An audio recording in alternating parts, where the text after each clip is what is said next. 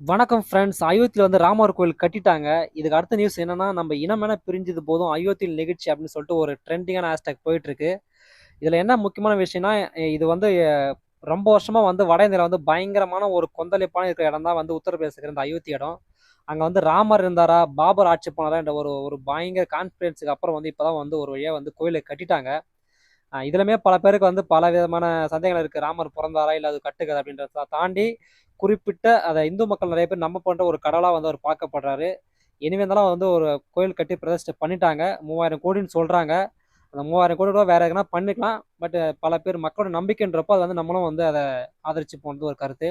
இப்போ என்னன்னா, இப்போ அந்த இடம் வந்து இப்போ சுப்ரீம் கோர்ட்ல தீர்ப்பு வந்துட்டு வந்து கோயில் கட்டிட்டாங்க. அதே போல அங்க அந்த பகுதியில் முஸ்லீம் மசூதி வேணும்னு சொல்லிட்டு அவங்க ஒரு கேஸ் போட்டுருந்தாங்க இல்லையா, மசூதி தான் இருந்தது அதை கட்ட இப்போ இந்து கோயில் கட்டுறீங்கன்னு. இப்போ அவங்களுக்கும் வந்து இப்போ அங்கே வந்து மசூதி கட்டப்போதா ஒரு நியூஸ் வந்திருக்கு. அதுக்கு வந்து இந்துக்கள் வந்து ஆதரவு தெரிவிச்சுக்காங்க. நாங்களும் வந்து எங்களால் முடிஞ்ச உதவியை செய்கிறோம், நிதி தரேன்னு சொல்லிட்டு சொல்லியிருக்காங்க.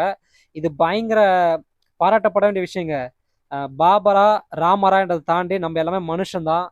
பிறக்கிறப்பவே வந்து இந்த மண்ணில் வந்து கண்டிப்பாக இறப்புன்றது ஒரு நிச்சயமான ஒன்று. வாழ்கிற இந்த கொஞ்ச காலத்தில் வந்து நம்ம சண்டை சச்சலாம் இல்லாமல் இந்த மதத்தை வச்சு அரசியல் செய்ய இந்த தலைவிட்டு விலகி மனிதன் நம்ம வாழ்வோம். இந்தியாவை வந்து அடுத்த கட்டத்துக்கு எடுத்து சொல்லணும்னா இனம், மொழி, ஜாதி இதெல்லாம் எடுத்து வச்சுட்டு மனுஷனா வாழ்வோம். ஆனால் இங்கே பல அரசியல் தலை வந்து திட்டமிட்டு நம்ம வந்து பிரித்து ஜாதியா, மதமா, இனமா, மொழியை பிரித்து வச்சிருக்கான். அதெல்லாம் வந்து எந்த அளவுக்கு நல்லதுன்னு தெரியல. இந்தியா வந்து ஏன் 2020 வல்லரசு ஆகலாம் அப்படின்னு கேட்டால் இதெல்லாம் மிக முக்கியமான காரணம். அப்துல் கலாம் வந்து சொன்னார், நம்ம எல்லாமே வந்து கனவு காணுங்கள்னு சொன்னார். அந்த கனவு காணத்தோட வந்து அவங்கவுங்க அந்தந்த அரசியல் தலை வந்து குறுக்கு வந்து நிற்கிறான். வெறும் பாலிடிக்ஸ் பண்ணி நம்ம இந்தியா வந்து என்ன சொல்றது உருப்படாமே வச்சிருக்கான். ஸோ இந்த காலனை பற்றி நீங்கள் நினைக்கிறீங்க? மறக்காமல் வந்து சப்ஸ்கிரைப் பண்ணுங்கள். நம்ம தோழர்கள் யாரா இருந்தனா கீழே உங்கள் பொண்ணான கருத்தில் வந்து பதிவு பண்ணுங்கள். மீண்டும் அடுத்த காலம் சந்திப்போம். நன்றி, வணக்கம்.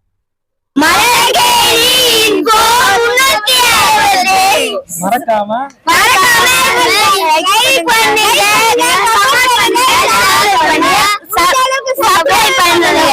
Okay thanks.